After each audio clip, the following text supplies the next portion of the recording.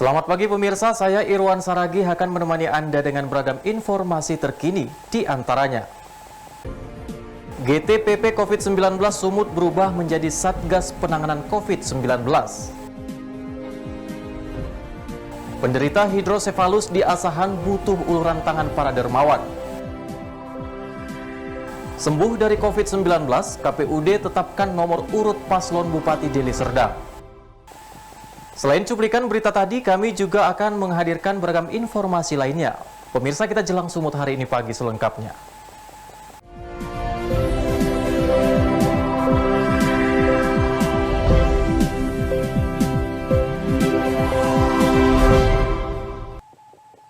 Pemirsa, tolak diagnosa suspek COVID-19, orang tua seorang pasien rumah sakit ginjal yang meninggal dalam perawatan terlibat perdebatan sengit dengan Satgas COVID-19 Sumatera Utara. Keluarga menuding pihak rumah sakit memaksakan diagnosa terhadap anaknya yang mengidap penyakit ginjal sejak SMP.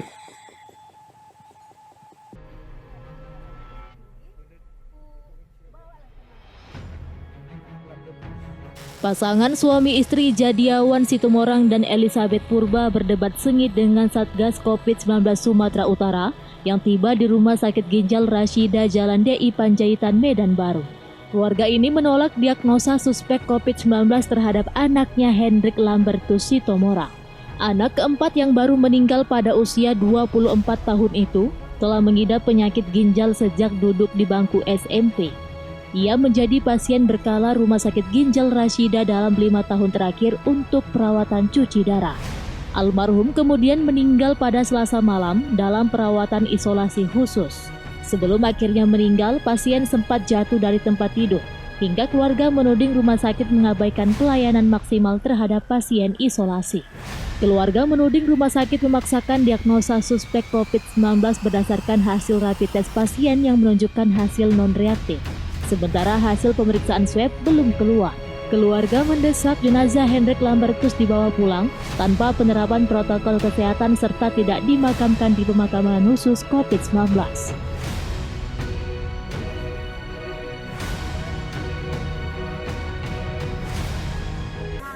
Tolong, Ma. Jadi langsung pendek cerita, stres lah dia, Pak. Stres dia. Karena maaf cakap, setiap malam anak kita ini, dia memang kusut-kusut. Namanya cuci darah sudah 5 tahun, Pak. Terkait peristiwa ini, pihak rumah sakit menutup akses dan menolak memberi keterangan kepada wartawan. Daniel Pekuali melaporkan untuk Eva Rina TV. Sementara itu, pemirsa, gugus tugas percepatan penanganan COVID-19 Provinsi Sumatera Utara resmi berubah nama menjadi Satuan Tugas Penanganan COVID-19. Dengan perubahan tersebut, ada 6 fokus bidang yang akan ditangani, yakni data dan informasi, komunikasi publik, perubahan perilaku, kesehatan, hukum dan pendisiplinan, serta relawan.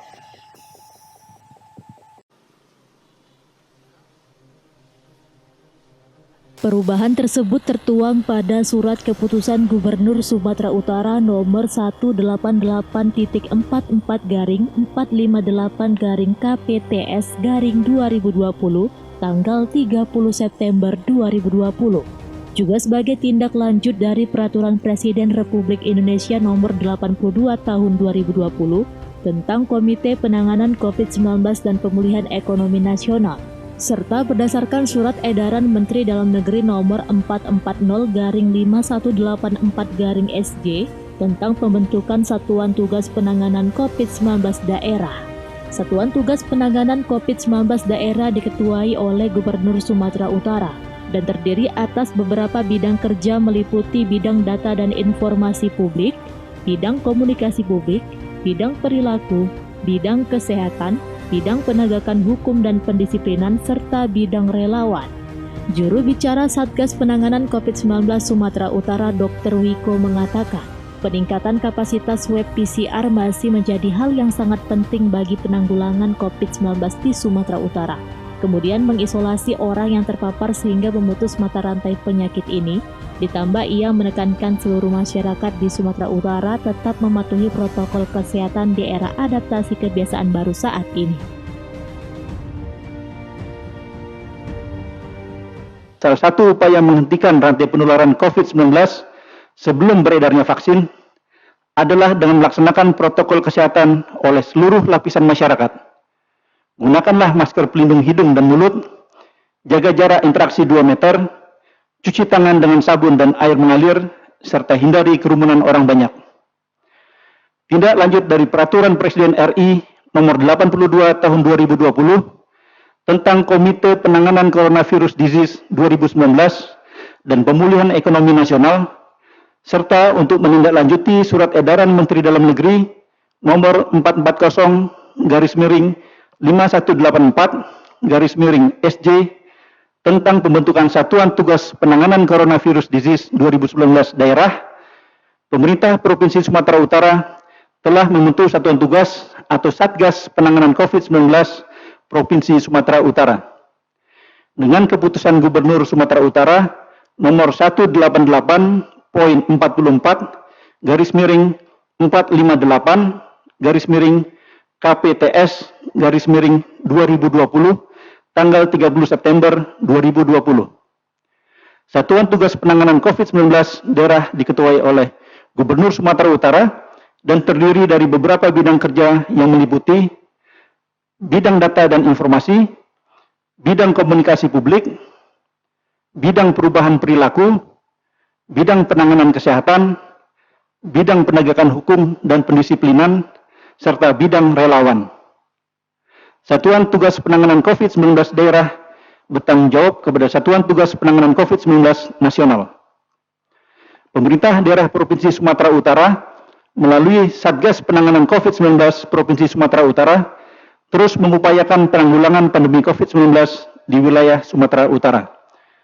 Peningkatan kapasitas pemeriksaan swab PCR merupakan sarana penting dalam pendeteksian orang-orang yang menderita COVID positif di masyarakat untuk selanjutnya dilakukan isolasi.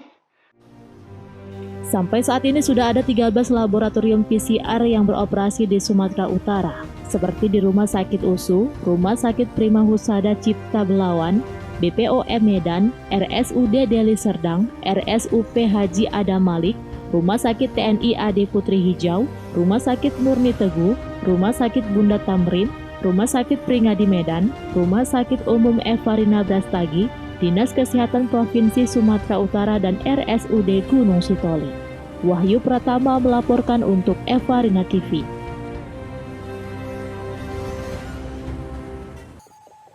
Informasi selanjutnya, pemirsa, pembantu pemerintah di dunia kesehatan di tengah mewabahnya pandemi COVID-19, Direktorat Pol Airut Polda Sumut mengerahkan 1 unit kapal poliklinik terapung yang dapat menjangkau warga di pesisir Belawan.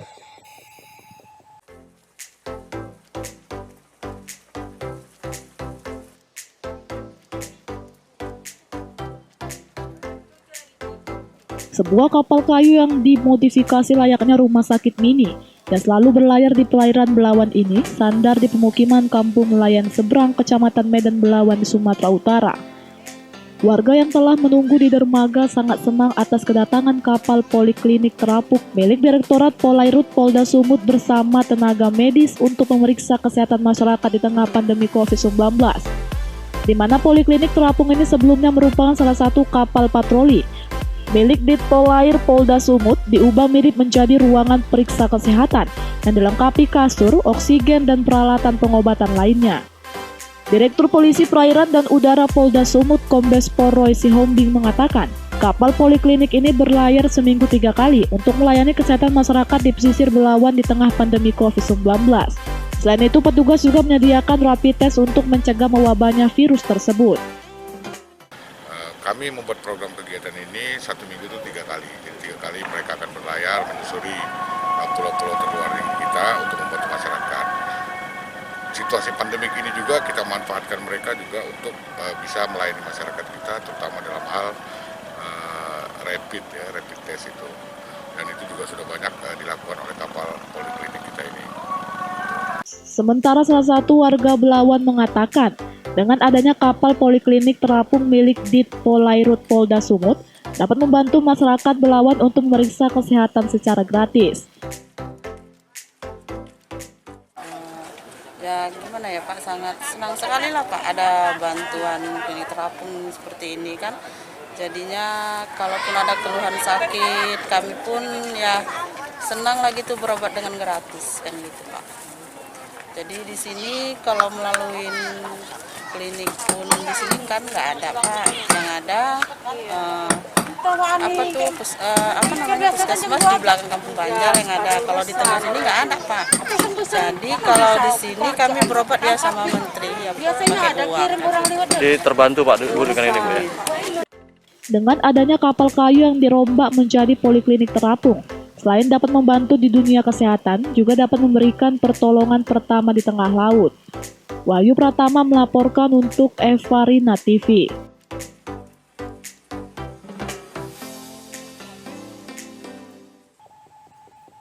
Sumut hari ini masih akan kembali sesaat lagi, tetaplah bersama kami.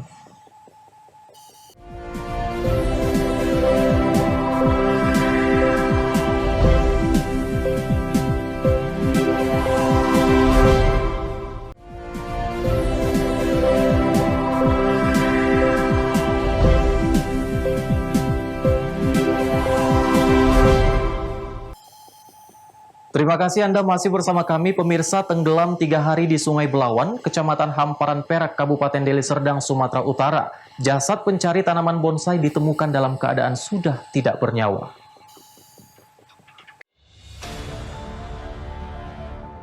Jasad Sudarmaji warga Dusun 1 Desa Kelambir 5 Kecamatan Hamparan Perak Kabupaten Deli Serdang Sumatera Utara ini ditemukan tim SAR Kota Medan berjarak 7 km dari lokasi korban hanyut terbawa arus Sungai Belawan. Tubuh korban ditemukan di antara tumpukan sampah di tepi sungai dalam kondisi sudah mulai membengkak dan mengeluarkan aroma tidak sedap. Petugas langsung mengevakuasi jasad pria berusia 38 tahun tersebut dari dalam sungai dan menyerahkannya kepada pihak keluarga. Korban diketahui hanyut saat mencari bonsai di tepi Sungai Belawan bersama rekannya pada Minggu siang. Rekan korban sempat berusaha menolong korban tergelincir masuk ke dalam Sungai Belawan. Namun usaha tersebut gagal karena arus sungai yang deras.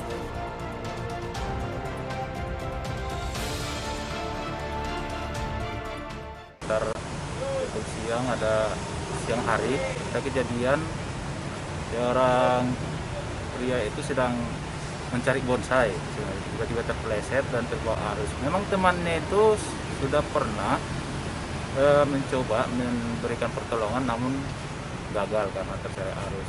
Sehingga mereka memutuskan untuk meminta pertolongan SAR gitu ke kita.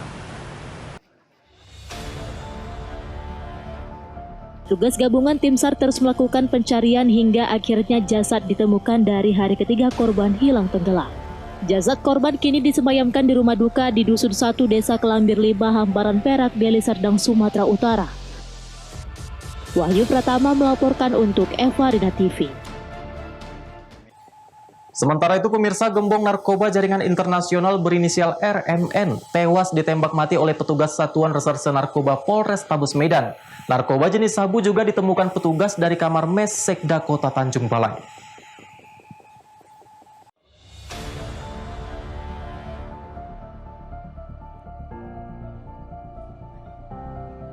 Gembong narkoba jaringan internasional Malaysia Riau Aceh Medan ini diamankan dari beberapa lokasi berbeda. Sementara dari hasil pengembangan petugas, salah satu barang bukti ditemukan di dalam kamar Sekretaris Daerah Pemerintah Daerah Tanjung Balai, Jalan Karya Jaya, Kecamatan Medan Johor, Kota Medan, Sumatera Utara. Dari dalam kamar mes tersebut diamankan narkoba jenis sabu sebesar 5 kg yang disimpan di dalam kaleng roti. Awalnya petugas mengamankan JSP, SP, dan CP di depan salah satu rumah di Jalan Sisinga Mangarajo, Kota Medan dan mengamankan barang bukti sebesar 4 kg narkoba jenis sabu. Selanjutnya petugas melakukan pengembangan dan berhasil menangkap IB yang merupakan warga Aceh Utara di salah satu Polbas Bintang Utara. Petugas kembali menyita barang bukti sabu sebesar 1 kg. Setelah itu petugas menangkap MK dan mengamankan lagi barang bukti sebesar 8 kg sabu. Kombes Pol Riko Sunarko menyebutkan akan terus melakukan pengembangan terkait gembong narkoba jaringan internasional ini. Dirinya juga menyebutkan akan segera meminta keterangan Sekretaris Daerah Pemerintah Kota Tanjung Balai terkait kasus ini, serta dugaan keterlibatan oknum pejabat lainnya. mereka menyampaikan bahwa masih ada sabu-sabu yang disimpan. Dari hasil pendalaman kita dapatkan di Mes Pemko Labuan Batu, Tanjung Balai. Di Mes Pemko Tanjung Balai, di salah satu kamar kita temukan ada 5 kg sabu-sabu. Di dalam kamar Mes Pemko Tanjung Balai, di kamar yang tertulis di situ adalah kamarnya Sekda Pemko Tanjung Balai. Para tersangka dikenakan Undang-Undang Nomor 35 Tahun 2009 tentang narkotika dengan ancaman penjara hukuman seumur hidup. Wahyu Pratama melaporkan untuk Eva Rina TV. Informasi lainnya, pemirsa, seorang bayi berusia 1 tahun warga desa Bagan Asahan, Sumatera Utara, penderita hidrosefalus, terpaksa harus dirawat di rumahnya karena tidak memiliki biaya untuk berobat. Beginilah anak kedua dari pasangan Imran dan Mariana, warga desa Bagan Asahan Pekan, Kecamatan Tanjung Balai, Kabupaten Asahan, Sumatera Utara. Kondisi kepala semakin membesar dan badan semakin kurus akibat menderita penyakit hidrosefalus hampir 4 bulan lamanya. Sebelumnya Razak berulang kali berobat di Puskesmas Bagan Asahan Pekan dan rumah sakit di Medan. Namun karena keterbatasan ekonomi, akhirnya anak kedua pasangan Imran dan Mariana terpaksa dirawat di rumahnya. Kak, ini sudah berapa bulan nih anak kakak sakit ini? Masuk ya sakit begini 3 bulan, masuk 4 bulan. Kata dokter sendiri kena penyakit apa itu, Kak? Kata dokter di scanning katanya ada tumor di kepala, kena itu cairan ya, kelenjar mau dioperasi. Jadi dia nak dioperasi kan sampai 5 kali kan tak sanggup. Mau dikembang pulang saja. Karena Marina berharap kepada pemerintah Kabupaten Asahan dan para dermawan bisa membantu kesembuhan putra keduanya untuk berobat kembali. Wanda Pratama melaporkan untuk Eva Rina TV. Sumut hari ini masih akan kembali sesaat lagi, tetaplah bersama kami.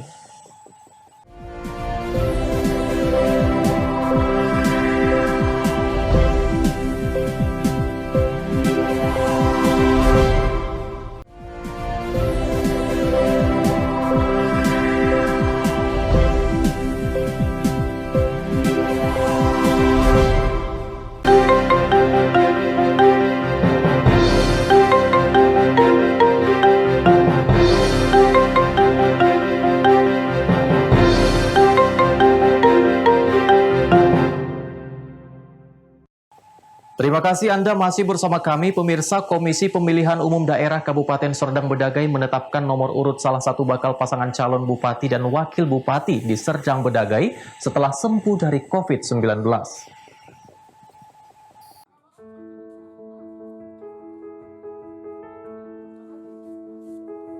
Komisi Pemilihan Umum Serdang Bedagai menetapkan nomor urut salah satu paslon lewat rapat pleno terbuka pengundian nomor urut pasangan calon bupati dan wakil bupati Sergai tahun 2020 yang telah dinyatakan negatif atau sembuh dari COVID-19. Rapat pleno dipimpin Ketua KPUD Serdang Bedagai Erdian Wirajaya dan dihadiri seluruh komisioner dan sekretaris KPUD Sergai, komisioner Bawaslu Serdang Bedagai, paslon, serta partai pengusung. Ketua KPUD Serdang Bedagai Erdian Wirajaya mengatakan, pada tahapan pendaftaran pemilihan Bupati dan Wakil Bupati Serdang Bedagai tahun 2020, pihaknya menerima pendaftaran 2 bakal pasangan calon, namun dikarenakan salah satu bakal calon terkonfirmasi COVID-19, sehingga penetapan pasangan tersebut ditunda. Yang pertama, saya ingin mengatakan nomor 1 kita harus menghantam COVID-19. Ya, karena kita semua ini nomor 1 kesehatan lah yang paling penting ya. Jadi oleh sebab itu nomor 1 bebaskan COVID. Nah, nomor 2 kita menangkan. Lanjutkan pembangunan Serdang Bedagai.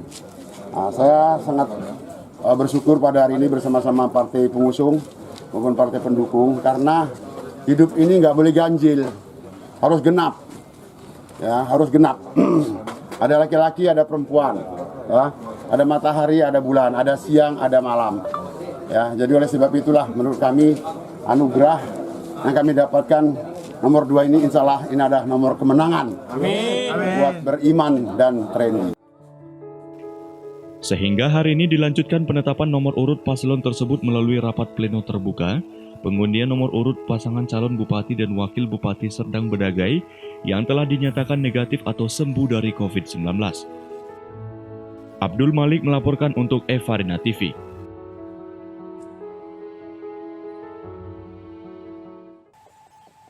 Sementara itu pemirsa, Bawaslu melakukan penandatanganan nota kesepahaman atau MOU bersama Dinas Pendidikan Perpustakaan dan Arsip Daerah Provinsi Papua bagi penyelenggaraan program Bawaslu Goes to School.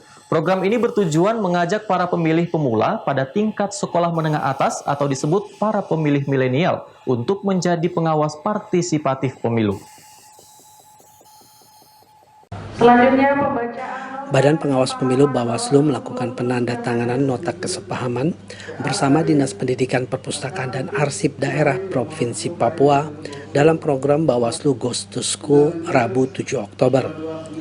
Program ini didasari pemikiran membangun infrastruktur demokrasi harus dimulai sejak dini. Para pemilih pemula diharapkan dapat menyadari hak-hak mereka dan bisa menjadi pengawas partisipatif pemilu. Anggota Bawaslu RI Muhammad Afifuddin menjelaskan, para siswa sekolah menengah atas diharapkan untuk mengetahui bagaimana mengawal demokrasi dan menjaga pilkada secara baik. Ini yang pertama dan menurut saya sangat strategis untuk lebih membumikan nilai-nilai pengawasan di anak-anak sekolah kita, sehingga begitu nanti mereka sudah punya hak pilih dan seterusnya, sudah menginternalisasi, sudah tahu apa yang harus dilakukan. Ini bagian juga dari menghidupkan nilai-nilai pengawasan pemilu, pengawasan pilkada di Papua. Kepala Dinas Pendidikan Perpustakaan dan Arsip Daerah Provinsi Papua, Christian Sohilait mengatakan, siswa sekolah memiliki kekuatan besar dalam pengawasan pemilu. Dengan momentum hari ini dapat menolong anak-anak sekolah saya. Pertama itu bagaimana anak-anak sekolah di masa usia mereka masuk ke hal-hal yang mereka demokrasi ini, mereka bisa mengawasi pilkada yang sedang berlangsung. Baik itu pilkada bupati, kopaya, tapi juga mereka kan juga langsung bisa ada pembelajaran untuk bisa lihat apa hal yang dilakukan ketika pemilihan kepala desa dan lain kan, paling tidak pembelajaran ini mereka bisa lakukan. Itu yang pertama. Pemberian materi sosialisasi kepada siswa-siswi SMA dan SMK di Papua dilakukan secara daring. Dari Jayapura, Papua, Laksa Mahendra, Kantor Berita Antara, mewartakan.